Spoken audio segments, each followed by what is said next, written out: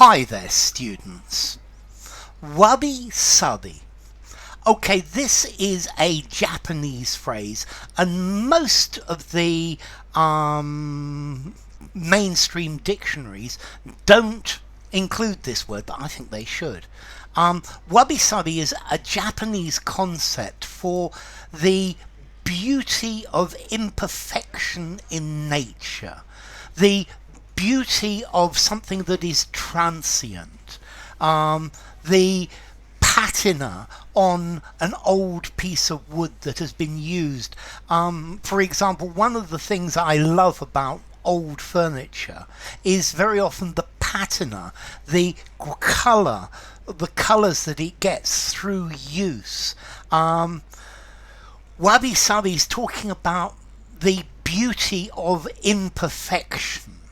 That things don't have to be perfect. In the West, we're always looking for absolute perfection, things that shine and are absolutely perfect. But Wabi-Sabi looks at things in a different way. If you look at nature's not perfect. Nature's very good and very regular, but there are things that are not perfect. For example, if you look at my face, the right hand side of my face and the left hand side of my face, they're not the same. And the combination of the two is what makes my face interesting. I'm not going to say handsome or beautiful, because that's something else. But this is is what gives it its character. Yeah.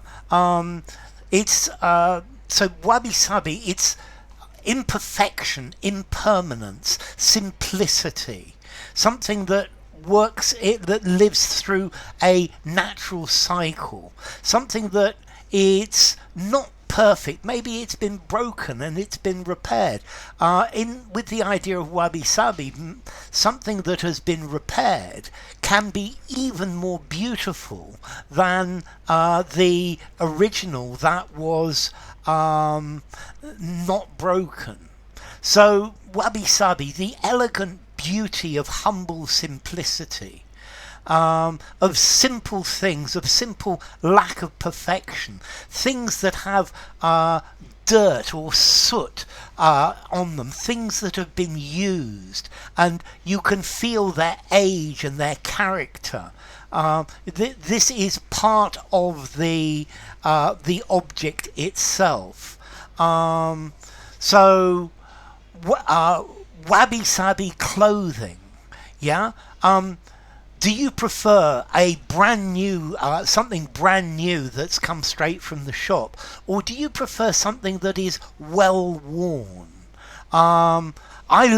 Most of my clothes, they have this character because I've worn them for ages. A jacket that has been worn again and again and again. This is the idea of Wabi-Sabi. It's beautiful because it's been used, and the colours of use and the ways that the use affected are beautiful, and it's not something that you can make. It's changes or transience over time, and the beauty and authenticity of age. Okay, so this is the idea of Wabi-Sabi. It's not something that's perfect. It's an aesthetic concept, if you like.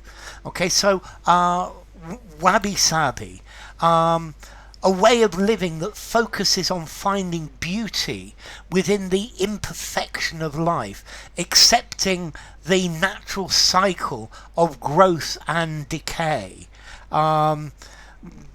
being alive, being in your own, in its own position within the cycle of life. So yeah, an aesthetic which derives itself from imperfection, from the transience of life. So as life goes on, things become less perfect, but that less perfect is character, it gives the thing beauty. It lets you know where it's been. You know that it's not an innocent little stripling.